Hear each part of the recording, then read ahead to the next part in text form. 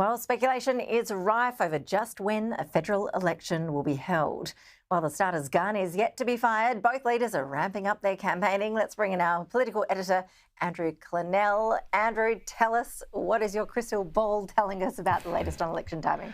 Well, my crystal ball on Sunday said the Prime Minister will be calling it on Sunday, so it looks like the crystal ball was off, because what I can tell you, Ash, is that a cabinet meeting has been called for next Monday. Now, traditionally, I'm told these are called weeks in advance or scheduled. This one, I'm told, was scheduled on Monday, yesterday. So you can see there, I might not have been wrong. I believe April 5 was an option. But I think there is only a slim chance that is going to be called now. It would have to be called on Sunday or thereabouts. So that leaves us with April 12, May 3, May 10, May 17. Most of us have been of the belief there won't be a budget. There still is a plan for a budget if it's needed, as I understand it. The portfolio budget statements went through Cabinet last week, I'm told, just in case Anthony Albanese and Jim Chalmers decide they want to deliver a budget. Now, the speculation around why Anthony Albanese would wait and go full term has been around the government isn't in a great position. If we had an election now, sources from both sides of politics have indicated to me that it's likely that Peter Dutton might just get there. It might be a minority, but that Anthony Albanese is behind. So it is tight, though, so it's always been about the campaign. And that's what makes it such a critical decision about when this election is called, in terms of, do you go later after a budget? Does that help your situation, or does it hinder it? I'm told the tracking polling from the political parties, it hasn't moved in the past couple of weeks. There had been an expectation they might get a slight little blip in their favour from the rate cut last week. Just didn't happen, Ash. And the President of the Senate, well, she might have given the game away in terms of an April, not May election with this Facebook post yesterday, I can reveal, which was later deleted. Sue Lyons said, "Tonight I'm flying home back to Perth after estimates, but I wanted to say my farewells in preparation for the upcoming election. My first stop for goodbyes is Sean the Prawn." I'm told that's supposed to be a W, spelt with a W, Sean the Prawn, in the marble foyer. Well, I've had a statement from Sue Lyons about this deleted post, and the statement says it's the only person who knows when the election will be held is the Prime Minister. And that's very true, because I can't tell you when the election will be held, and I'm not even sure that Anthony Albanese's made up his mind finally yet.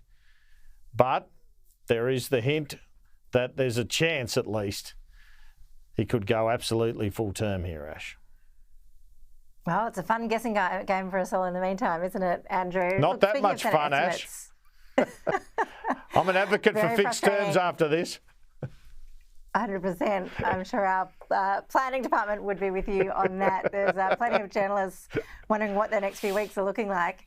Andrew, you mentioned Senate estimates.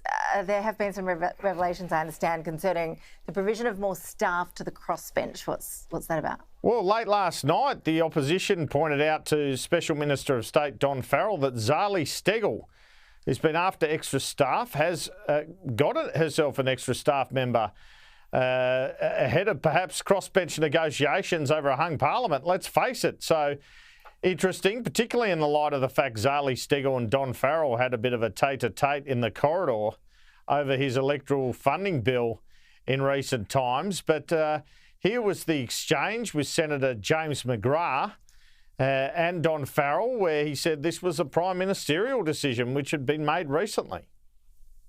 In October, Ms Steggall had one advisor, and now she has two advisors. You decided to double the member for Ringa's staffing? I don't personally make those decisions, Senator. Those decisions are made by the Prime Minister, and for particular reasons, individual members of Parliament do get extra allocations, and on that occasion the Prime Minister decided, as you know, I've got a close relationship with Ms Steggall after the recent discussions about electoral reform, and I understand that a decision was made to increase her staff by the Prime Minister. What other? I'm happy to inquire as to what the reason for that was. I don't even take it on notice. Okay, so all the big calls coming down to the Prime Minister at the moment, Andrew. Another fire exchange too in estimates involving the Finance Minister. Well, this is worth the viewing. Essentially, news.com.au off a Labor truck, no doubt. Got this information about Peter Dutton buying shares way back in 2009 after the opposition had been briefed about a banking bailout. Mr Dutton hasn't been out and about today, but the coalition's calling this a smear campaign, pre-election smear campaign. Definitely looks that way. Katie Gallagher and Jane Hume having a real battle over this in Senate estimates this morning.